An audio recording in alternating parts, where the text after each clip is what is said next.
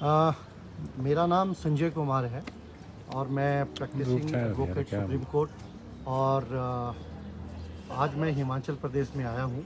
एक मैटर है, PIL है, public interest litigation, Kalpana Devi versus state of Himachal Pradesh and others.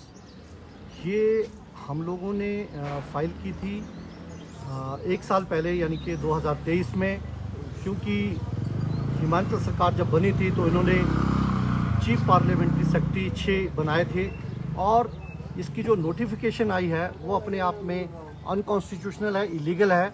उसको हमने अपनी पिटीशन के माध्यम से चैलेंज किया था और उस पे लगभग 1 साल ख़त्म होने को आया हुआ है।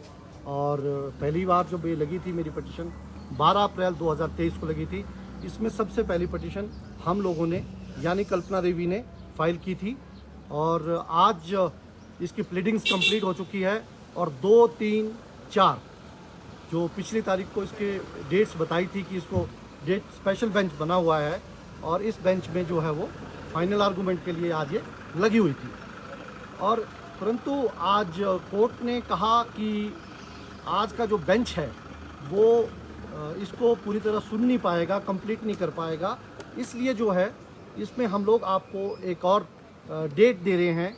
परंतु कोर्ट ने कहा कि ये इसमें कॉन्स्टिट्यूशनलिटी इन्वॉल्व है, बड़ा इशू है और हिमाचल सरकार ने इसमें कोशिश की कि इसमें 22 से भी डेट जो है वो 27 के बाद ली जाए। परंतु कोर्ट ने कहा कि आप लोगों ने एन नंबर ऑफ टाइम इस तरह के एक्सक्यूज से आए हैं कि उन्होंने कहा कि आप इम्प्लीटमेंट की एप्लीकेशन जो है वो हम लोगों ने सुप्रीम कोर्ट में लगाई हुई है जो 26 से 27 के बाद लगेगी, तो इसलिए ये केस उस दिन लगाया जाए। ये एक ओरल जो है वो ओरली कोर्ट ने बोला, तो कोर्ट ने उनकी ये जो रिक्वेस्ट है वो डिक्लाइन कर दी और 22 अप्रैल 2023 को इसको जो है वो दोबारा लगा दिया। अब 22, 23, 24 लगातार 2 से 3 दिन जब तक इसमें आर्गूमेंट कंप्लीट नहीं हो जाता, क्योंकि कोर्ट ने दोबारा, मैं कहना चाहता हूँ, कोर्ट ने कहा कि यह जो मैटर है वो अति महत्वपूर्ण और इम्पॉर्टेंट है, क्योंकि इसमें कॉन्स्टिट्यूशनल की जो अमेंडमेंट 91 है उसको जो है वो चैलेंज किया गया हुआ है। सब्सटेंशियल क्वेश्चन ऑफ लॉ एक है, तो इसलिए जितनी भी पिटीशन है उनको कंक्लूड जल्दी से जल्दी किया जाएगा। क्या उम्मीद कर रहे हैं कि इस बार जो है कोई निर्णय पर पहुंचेगा कोर्ट?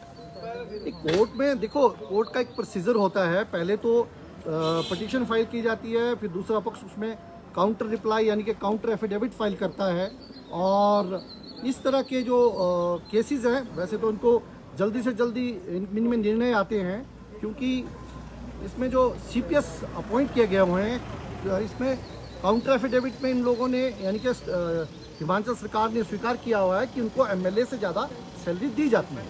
तो अपने आप में ये एक स्टेट एक्सचेकर का जो इसका जो स्टेट एक्सचेकर जो है वो फंड्स का दुरुपयोग हो रहा है। इनको लग्जरीज गाड़ियाँ जो है वो दी जाती है, फ्लैग लगे हुए हैं, सारी मंत्रीज वाली सुविधाएं। पिछली बार उसमें जो है वो इसमें स्टे हुआ है उनके इन सुविधाओं को लेके, परंतु अब फाइनल वर्डिक्ट आना है, तो इसलिए कोर्ट ने बार बार कहा है कि हम लोग इस मामले को जल्दी से जल्दी जो है वो ख़त्म करने की कोशिश करेंगे और इसलिए यह तारीख छोटी दी गई 22 अप्रैल, इसी महीने की 22 अप्रैल को दी गई और 22, 23, 24।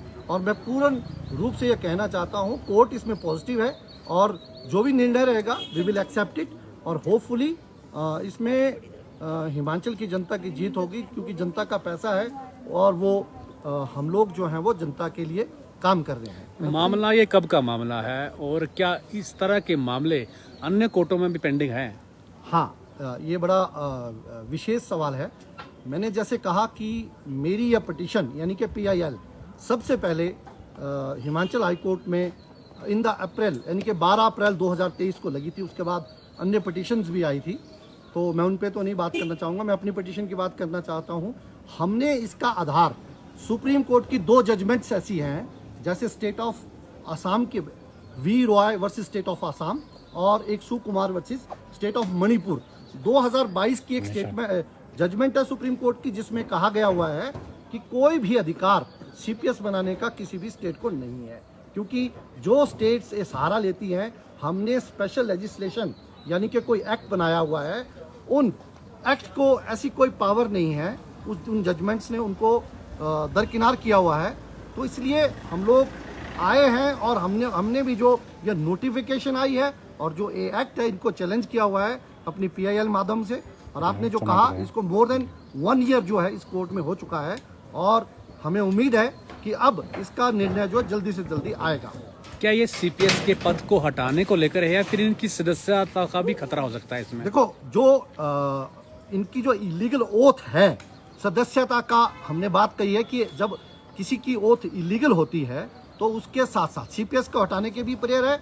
और अगर कोर्ट इसमें कंसीडर करेगा तो हम लोगों ने कहा है, वैसे तो इसमें ऑफिस ऑफ द प्रॉफिट भी होता है जिसको हम लोग कहते हैं कि ये जब कोई भी ऐसा पद MP या MLA, जैसे आपको जय बच्चन की एक जजमेंट है, ऑनरेबल सुप्रीम कोर्ट ने कहा था कि कोई भी MP जो है वो MP से ज़्यादा सैलरीज नहीं ले सकता है और कोई बड़े विशेष पदों पे नहीं हो सकता है। यह तय करना, वैसे तो हाई कोर्ट पे ऐसी हमने बात कही थी, मेंशन किया था, पर हमारी प्राइमरी जो मेरी रिक्वेस्ट है वो ये है कि इन CPS को जल्दी से जल्दी हटाया जाए।